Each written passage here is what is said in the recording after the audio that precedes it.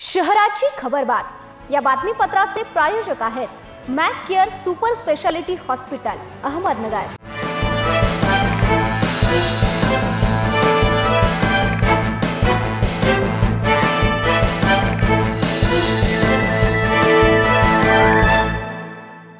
नमस्कार, मी साक्षी न्यूज 24 सह्याद्रीमध्ये तुमचं स्वागत। पाहूया अहिल्यानगर शहरातील महत्त्वपूर्ण बातम्यांचा आढावा शहराची खबरबातमध्ये। शेंडी गावातील मळगंगा देवी मंदिरातून चोरट्यांनी देवीच्या गळ्यातील सोन्याचे गंटन आणि देवीच्या पाठीमागे बसवण्यात आलेले चांदीचं सिंहासन चोरून नेल्याची घटना उघडकीस आली आहे। या चोरीत एकूण 1,20,000 रुपयांचा ऐवज चोरीला गेला असून या प्रकरणी MIDC पोलीस ठाण्यात सोमवारी गुन्हा दाखल करण्यात आला आहे। प्रकाश अरुण कराळे यांनी पोलिसात फिर्याद दिली आहे। फिर्यादी प्रकाश कराळे हे शेंडी येथे कुटुंबासह राहत असून ते दररोज पहाटेच्या सुमारास शेंडी येथील मळगंगा देवी मंदिरात दर्शनासाठी जातात। मंदिरातील देवीच्या पाठीमागे चांदीचं सिंहासन बसवण्यात आलं असून देवीच्या गळ्यात सोन्याचे गंटन असल्याची त्यांना माहिती होती। आगामी सण उत्सवाच्या पार्श्वभूमीवर अहिल्यानगर शहर पोलिसांकडून गुन्हेगारांवर वॉच ठेवण्यासाठी तसेच कायदा व सुव्यवस्था अबाधित राखण्यासाठी ऑल आउट व कोम्बिंग ऑपरेशन राबवण्यात आलंय। या कारवाईत महाराष्ट्र पोलीस अधिनियमाच्या कलम 122 अन्वये गुन्हे दाखल करण्यात आलेत, तर महाराष्ट्र दारूबंदी कायदा कलम 65 अन्वये 6 गुन्हे दाखल करण्यात आलेत। तसेच जामीन पत्र वॉरंट मधील 20 आरोपींवर अटकेची कायदेशीर कारवाई करण्यात आली आहे। अहिल्यानगर शहर उपविभागातील कोतवाली तोपखाना आणि भिंगार कॅम्प पोलीस ठाण्याच्या हद्दीत रविवारी रात्री 11 ते सोमवारी पहाटे 5 वाजेपर्यंत ही विशेष मोहीम राबवण्यात आली।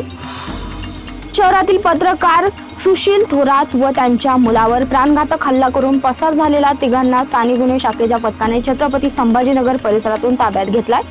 हेमंत उर्फ सोनू दत्तात्रय कोहक, महेश उर्फ पप्पू दशरथ मते आणि प्रशांत शिवाजी निकरड अशी ताब्यात घेतलेल्या संशयित आरोपींची नावे आहेत।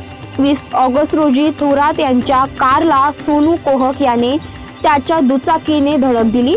या कारणावरून तसेच थोरात यांनी संशयिताच्या विरोधात बातम्या प्रसिद्ध केल्याच्या रागातून वाद झाला। त्यानंतर सोनू कोहक, पप्पू मते, विकी ढवण, प्रशांत निकरट व एका अनोळखी इसमाने थोरात व त्यांच्या मुलास मारहाण केली होती। पोलीस अधीक्षक मुमक्का सुदर्शन यांनी स्थानिक गुन्हे शाखेला आरोपीचा तातडीने शोध घेण्याचे आदेश दिले होते। जिल्ह्यातील मतदार यादीच्या विशेष सखोल पुनर्निरीक्षण मोहिमेचा पुढील टप्पा आता निर्णायक ठरणार आहे। या मोहिमेत पडताळणी दरम्यान मृत, स्थलांतरित, दुबारा तसेच प्रत्यक्ष अस्तित्वात नसलेली अशी सुमारे 4,27,930 नावे मतदार यादीतून वगळण्याची प्रक्रिया करण्यात आली आहे। त्यानंतर 31 ऑगस्ट रोजी प्रारूप मतदार यादी प्रसिद्ध केली जाणार आहे। दरम्यान सन 2002 च्या मतदार यादीशी जुळणी न झालेल्या तसेच मतदार यादीतील तपशिलात दुरुस्ती असलेल्या 5,58,846 मतदारांना नोटिसा बजावून आवश्यक पुरावे सादर करण्याची संधी दिली जाणार आहे। साखरेचे दर कडाडल्याने दसरा दिवाळी सणाच्या पार्श्वभूमीवर जिल्ह्यात साखरेची कृत्रिम टंचाई निर्माण होण्याची भीती लक्षात घेऊन जिल्हा पुरवठा विभागाकडून घाऊक आणि किरकोळ विक्रेत्यांच्या गोडाऊनची तपासणी सुरू आहे। 4,000 क्विंटलपेक्षा अधिक साठा आढळून येणाऱ्या व्यापाऱ्यांवर कायदेशीर कारवाईचा इशारा देण्यात आलाय। ऑगस्ट महिन्याच्या पहिल्या आठवड्यात साखर 49 रुपये किलो होती, त्यानंतर 52 रुपये किलो झाली। गेल्या काही दिवसात हा दर 80 रुपयांवर पोहोचलाय। वाढत्या दरामुळे श्रावण महिन्यातील सण तसेच आगामी दसरा दिवाळी सणाच्या पार्श्वभूमीवर साखरेची कृत्रिम टंचाई आणि साठेबाजी रोखण्यासाठी पुरवठा विभागाने जिल्ह्यातील साखरेच्या घाऊक तसेच किरकोळ दुकानदारांची तपासणी मोहीम हाती घेतली आहे। शहराची खबरबातमध्ये इथेच संपतोय। तुम्ही पाहता न्यूज 24 सह्याद्री।